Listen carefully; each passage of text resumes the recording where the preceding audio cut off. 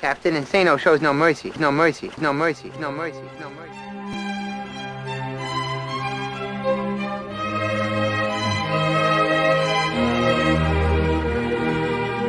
Straight cash, homie.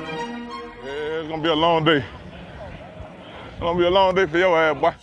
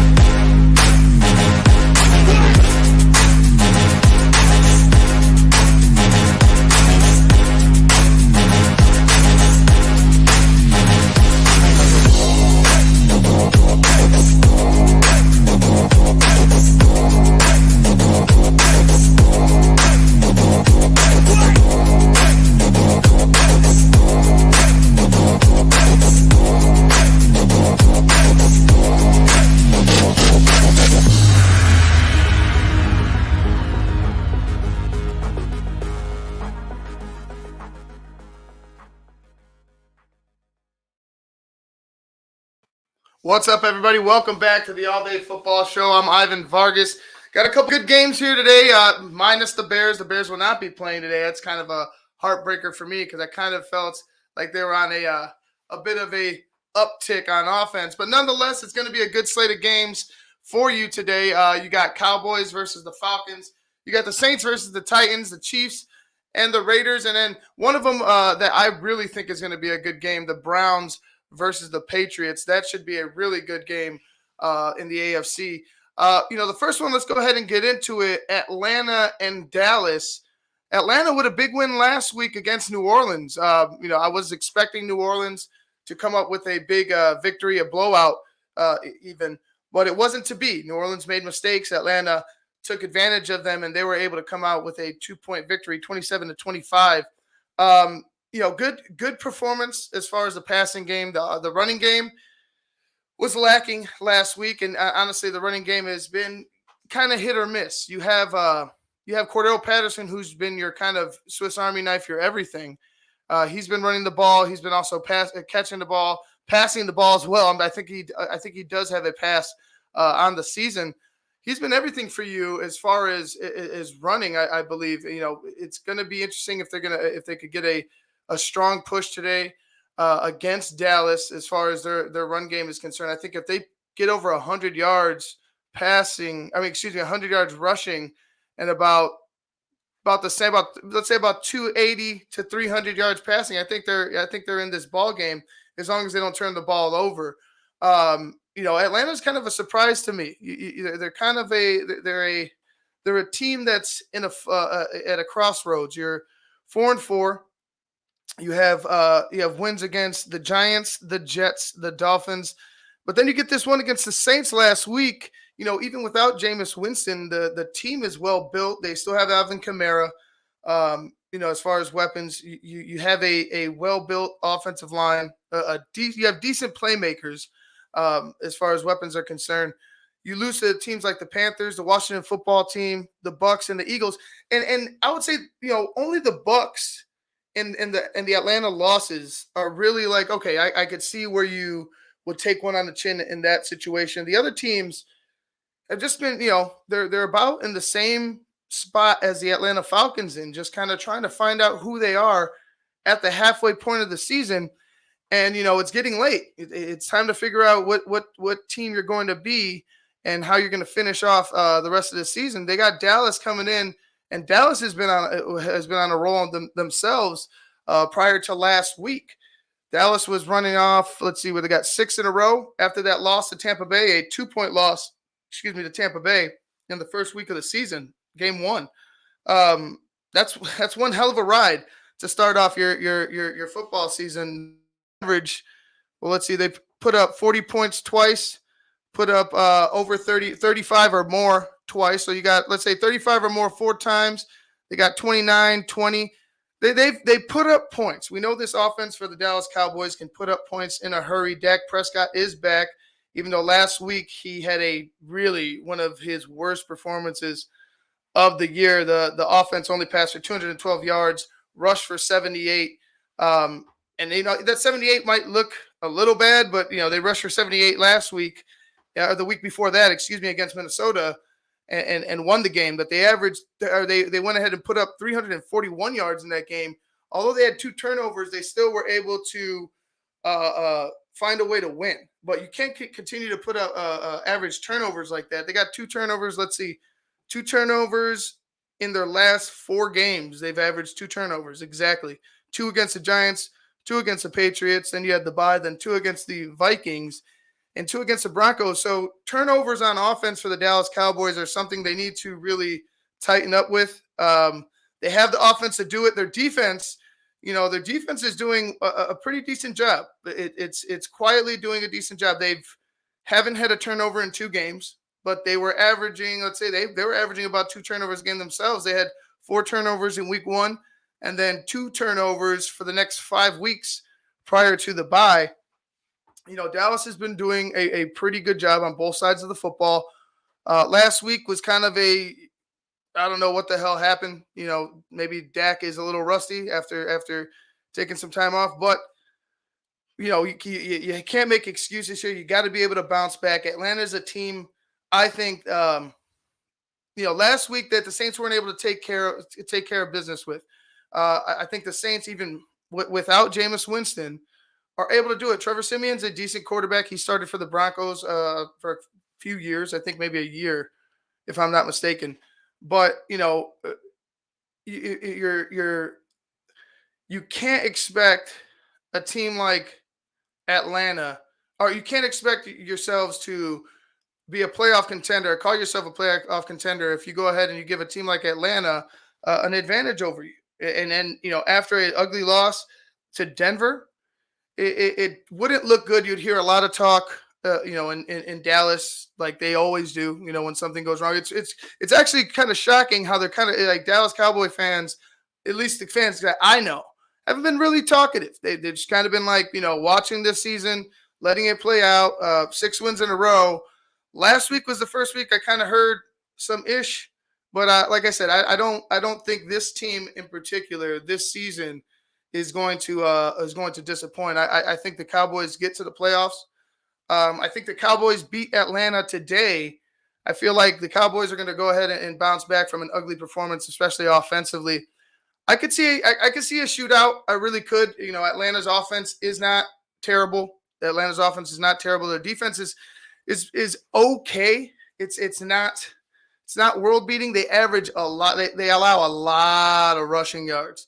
So if that ground game for Dallas gets going early, and they allow that play action to start working, it's going to be a long day for Atlanta. So if they're able to shut down that run of the running attack of Ezekiel Elliott and Pollard, you might find yourself in a ball game. You have the offense to do it. Can you stop the run on defense? I'm not sure. I'm going to go with Dallas 33, Atlanta 24. It's a close enough game. I just feel like Dallas's ground attack is going to be too much for an Atlanta attack that doesn't really stop the run very, very well. Real quick, going into Dallas's rushing attack in the first 6 weeks of the season, they had over 100 yards in 5 of those games. So, you got 198 against the Chargers, 160 against the Eagles, 245 against the Panthers, 201 against the Giants, 122 against the Pats, and you had 78 against the Vikings and then 78 against the Denver Broncos in that ugly loss last week. But I think they bounced back this week. Like I said, 33-24, Dallas over Atlanta. Let's go ahead and jump over to that New Orleans, Tennessee game. The Saints last week, like I had mentioned, ugly loss to Atlanta. They fought their way back, a 2-point loss, but it just, you were riding high off of that Tampa Bay victory. You had 3 victories in a row after that Giants loss in OT. You're able to beat good teams this year. You beat the Packers week 1. You beat the New England Patriots, although you did lose. Took a bad loss to the Carolina Panthers, even though the Carolina Panthers were pretty good to start the year. At least for the first 4 weeks, they were really good. You beat a team like New England. You beat a Washington football team, which you should beat. You beat a Seattle Seahawks team. Was that with Russell? I think that was week 7. No, I think that was that was the game actually Russell came out, I believe, in week 7. Then you have Tampa Bay over. You had that victory over Tampa Bay the week before Atlanta. And, I just felt like they were going to continue even without Jameis. Even without Jameis, it felt like they were going to find a way to beat Atlanta. It is a divisional game, and those guys go at it. They really do. I'm looking for, let's see, all 3 of those take the points. Yeah, Kamara is out today. Oh, all right. Well, Kamara is out today. You won't see him. You won't see him at all. But, I feel like the New Orleans Saints in this game, they're going to struggle. They're going to continue to struggle. I don't think the offense without a running back like a Kamara is going to be able to do much. It's going to be an uphill battle, especially you lose your quarterback, you lose your starting running back. You got you have wide receivers, and Kamara's their number 2 running receiver as well. You got questions at wide receiver as far as what they can do on their own. I don't think they're world beaters on their own. You need an operator as far as a quarterback, and you need somebody to relieve them as far as a running back. And it's going to be tough for New Orleans today. Tennessee's coming riding high. I feel like the Tennessee Titans, somewhere or another, just continue to get it done. They're minus Derrick Henry for the year, which sucks for them because they were, seeing Derrick Henry just play the game is outstanding in its own right. But, especially for the Titans, they're looking at this season, they're looking for big things. Number 1 in the AFC right now. You're going to have, let's see, you got a couple guys that were out. A.J. Brown was a full participant, so he'll be playing. You have Bud Dupree was limited. You have Nate Davis. He was out with a concussion, but he was a full participant in practice. You have a couple guys coming back. Trevor Lawrence was limited with a knee. Couple guys back. A couple guys that are going to be questionable, probably game time decisions from what injury report I'm looking at. The Titans. It's just a good all around team. After that ugly loss to the New York Jets in overtime, 5 straight wins. Including a win in overtime against the Colts, which was a really good game against that Indianapolis Colts team. Right before that, you had a really good game against the Chiefs and the Bills. You had 2 really good games against the Chiefs and the Bills. You take care of business against the Rams, and people are shocked that it's not your offense doing it. It's pretty much your defense. Your defense has been the one week in and week out just answering the bell, and I'm shocked that that's even a thing. I was coming into the season expecting the Tennessee Titans defense to kind of take a step back, actually, and not be as good. But, kudos to them. They found a way to do it. They've run out 5 straight. They had 2 losses, one ugly loss to the Jets and 1 loss to the Cardinals in week 1. Honestly, looking at that Cardinals team, you could just say, okay, we're good with that. I guess, week 1, take the loss, take the L, learn from it, and learn from it. They have that New York Jets loss. I just feel like, and before I didn't want to give them the excuse because I do feel like they're a well-built team all around, but they had both their wide receivers in A.J. Brown and Julio Jones out. So, to me, I think that might have attributed to them being, one-dimensional, the Jets focusing in on one area, and they weren't able to get it done. I mean, they clawed their way back, an overtime loss, or else we're talking about 8 in a row. But kudos to the Tennessee Titans. They're a team to be reckoned with. I'm going to go with them in a victory today. I'm going to go with them big now that I know Kamara is not going to be playing. I'm going to go with the Tennessee Titans 30, the New Orleans Saints 19. Tennessee has a team to do it. The running game by committee now that Derrick Henry is out and the Titans haven't ruled him out for the year. It sounds like it's going to be out for it sounded like he was going to be out for the year, but I'm sure they're not going to go ahead and rule anything out because just in case, we have another surprise in a game that I'd even put on, and now I'm upset that I didn't even put on to speak of, which is the Packers and the Seahawks. Russell Wilson and Aaron Rodgers will be playing in that game. So now, you had another storyline there. But my point being, Russell Wilson fighting his way back from an injury, an ugly injury, having a pin in his hand, training, getting rehab done, fighting his way back into the lineup for the Seahawks. So, you look over there at Green Bay, Seattle, that's going to be a good one. If Derrick Henry's able to do, and we know how tough he is and mentally tough he is and how he takes care of his body. If all goes well with surgery or however he's rehabbing it or what have you, you might be able to see Derrick Henry back. I wouldn't rule it out. I wouldn't rule it out for the Tennessee Titans, but I'm going to take them big against the Atlanta Falcons, 30-19. And, looking around, looking at that one game that I talked to you about, the Seahawks Packers game. Now that I know that Russell Wilson's going to be playing, that one's going to be interesting as well. Russell Wilson, the Seahawks were they were hanging around because of Russell, and then Geno Smith doing an admirable job, just not able to get it done on his own. You start to wonder, hey man, maybe he strings off a couple wins here. Maybe Seattle is back in question with something. Maybe they're just a spoiler. Maybe they play Grinch the rest of the way and see what happens. But as of right now, I'm gonna go with the Packers in that one, with Aaron Rodgers back, with how that team's been performing. They barely lost last week, even with a Jordan Love.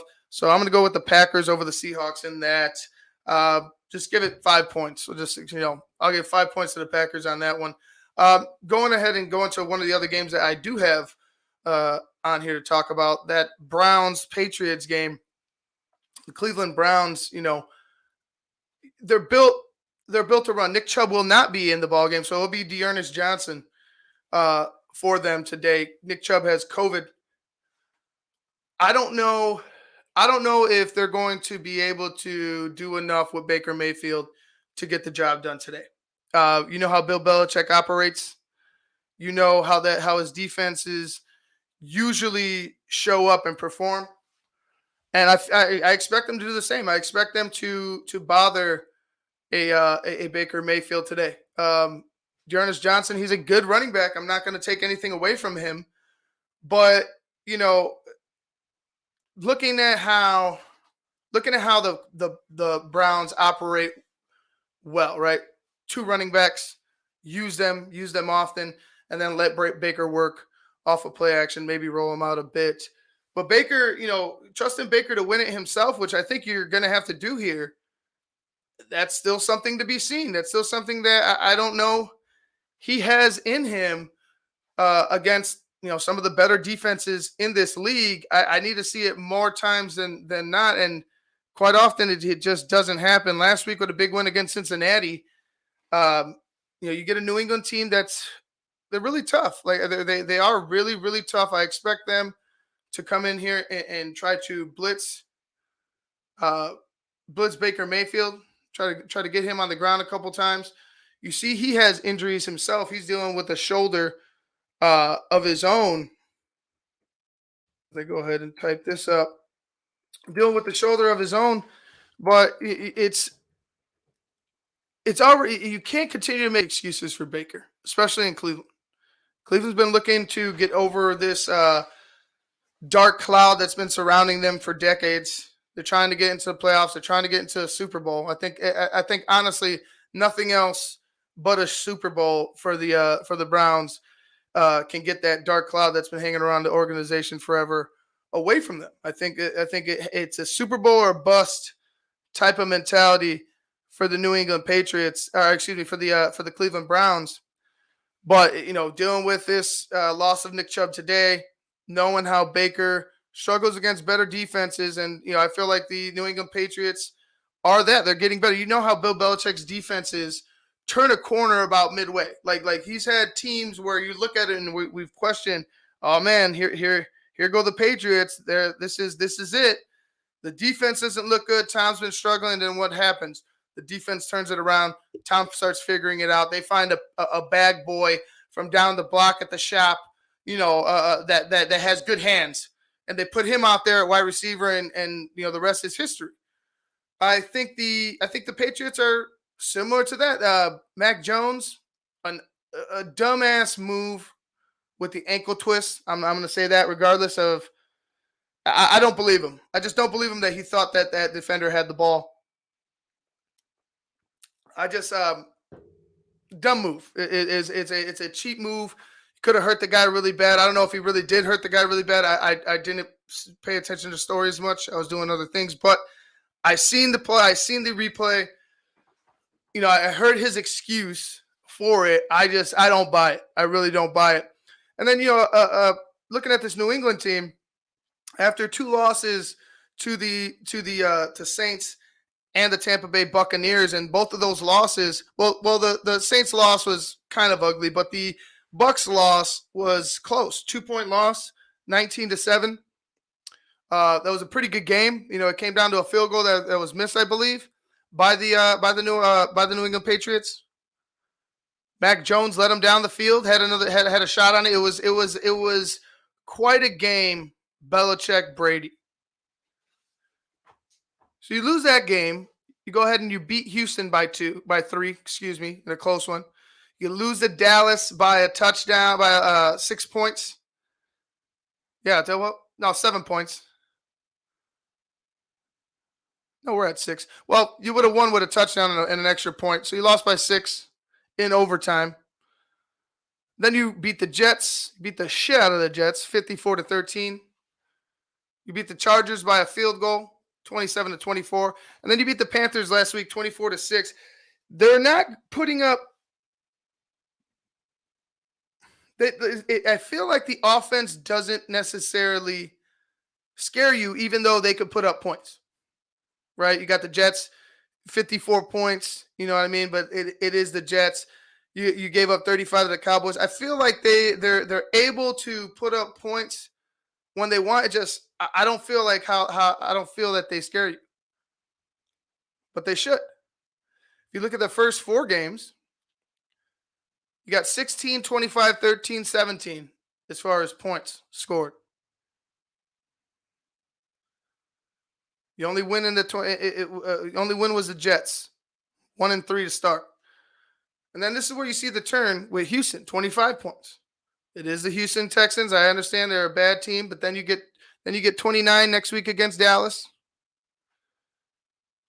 The 54 against the Jets, which, it is what it is. They put up 54 points against an NFL team.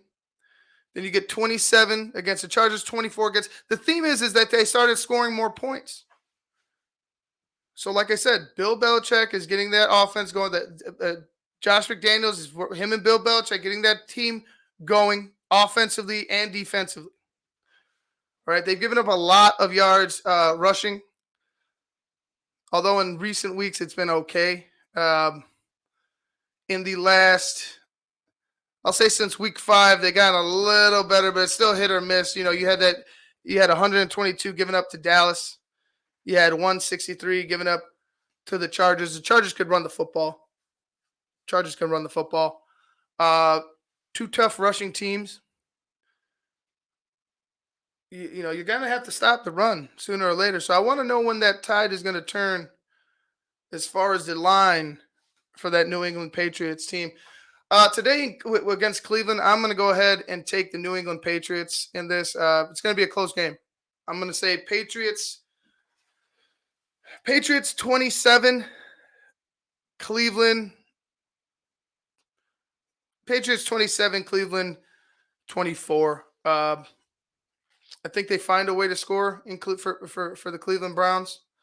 I don't know how many yards they're going to get with just Dearness Johnson. Yeah, both your horses in Hunt and Chubb out.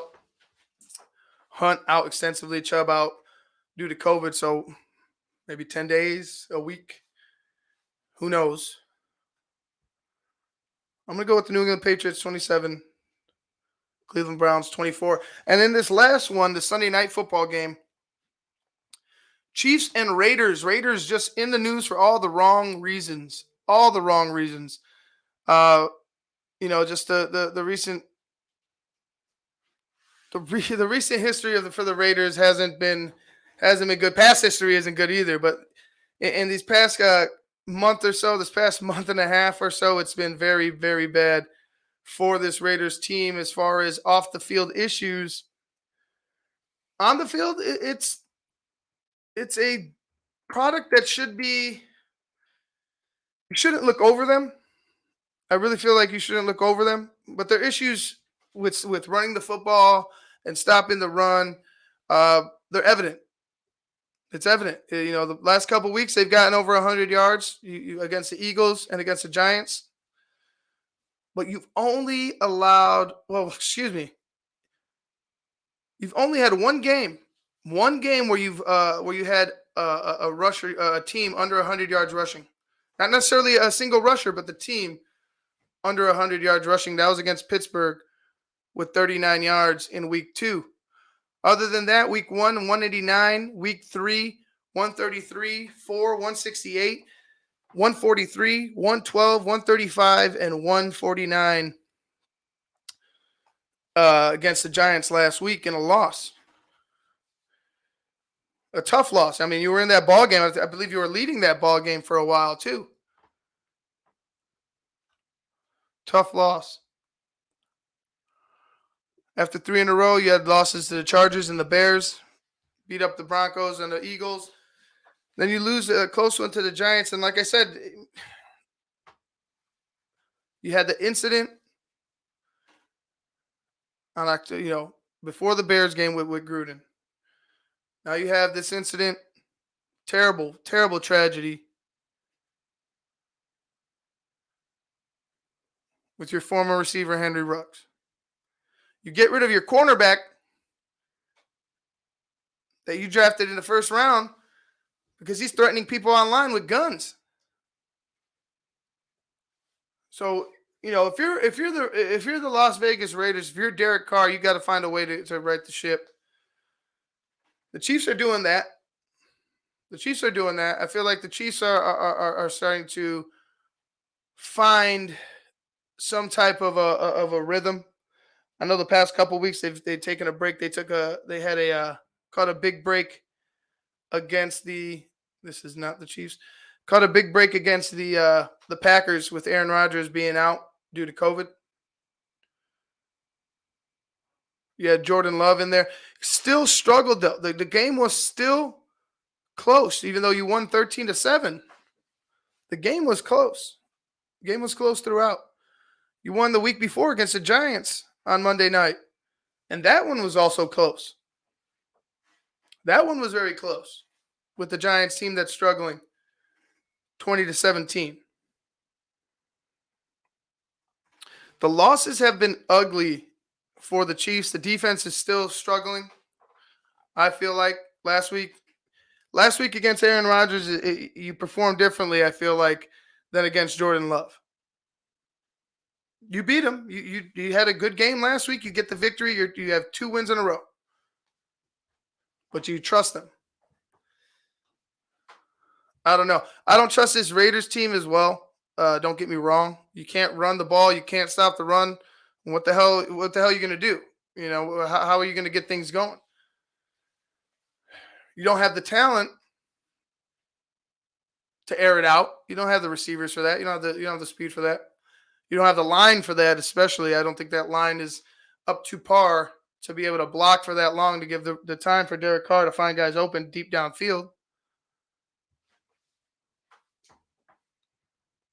What do they do? The Chiefs, in my opinion, I think the Chiefs get the victory tonight. I think the Chiefs are on a uptick after a slow start, kind of an ugly start. We start questioning, what the hell's going on in KC. Pat Mahomes hasn't looked like Superman. He's looked very Clark Kentish, even though Clark Kent is Superman, but he looked very pedestrian, man. Like he looks average. He's looked average. A lot of turnovers by the Chiefs. A lot of turnovers. You had, and it kind of bookended week 1 and oh no, excuse me. It's this week.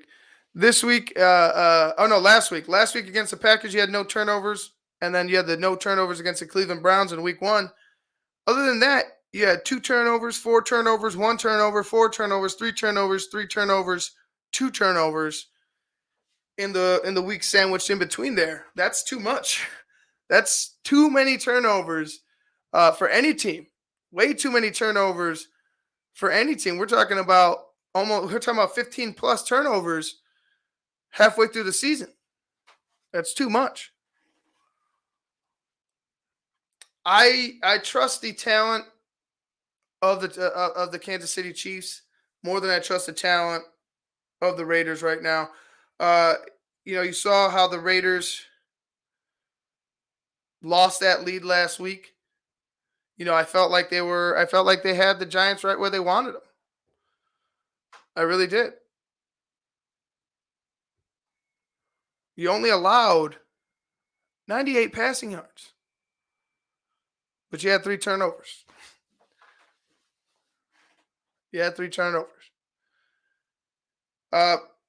I think the Kansas City Chiefs are going to protect the ball better than the Las Vegas Raiders today.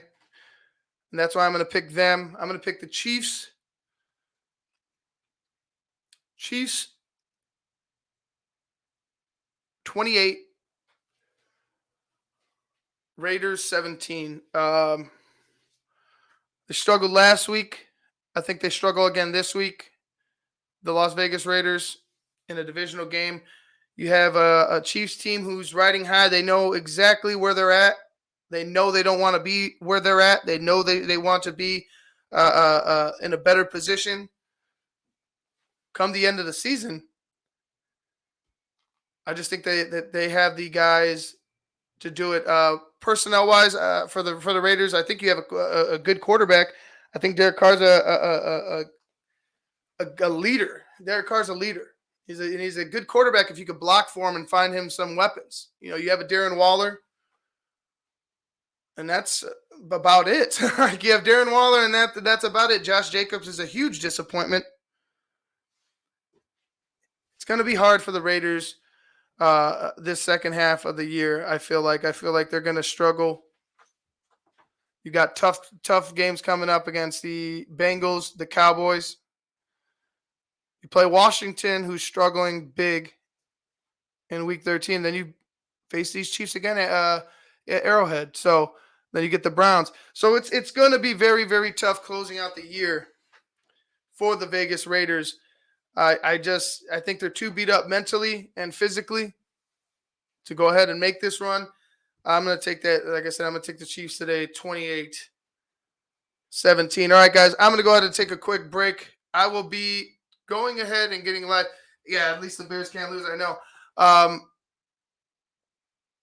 I'm going to go ahead and jump on as soon as the first games come on. And from what I've seen, it's the Browns and Pats and the Cowboys and the Falcons, at least in this area. So I'm going to go ahead and take a quick break, get something to drink, get something to snack on, and I'll be going live, giving you live reaction to the games on this week. All right, guys, until 12 o'clock. Peace. Captain Insano shows no mercy. No mercy. No mercy. No mercy. No mercy.